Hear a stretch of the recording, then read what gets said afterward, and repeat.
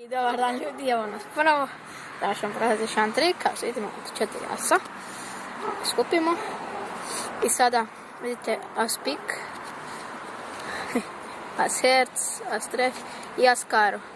I sada ga postavimo, sve ih postavimo.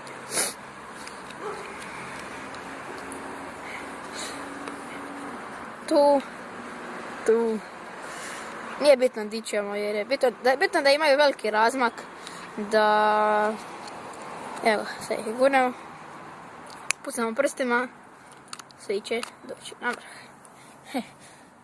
Dobro, i sada slijedi objašnjenje. 4 asa stavite na vrh,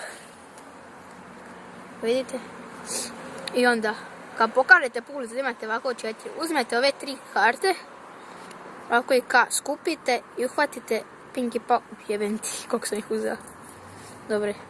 Uhvatite pinky pauzu, vidite, dobro, skupite karte i onda krenete polako.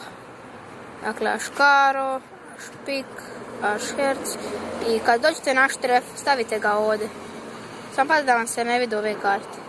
I samo da okrenete. Možete stavljati. I ovog zadnjeg stavite negdje najbolje na 4. ili na 3. mjesto, vidite, ovdje ili ovdje, nije bitno. I onda ih zajedno gurnete i sva će vam 4. Ništa ljudi, to je bilo to za ovu epizodu, vidimo se sljedeći put. Ćao.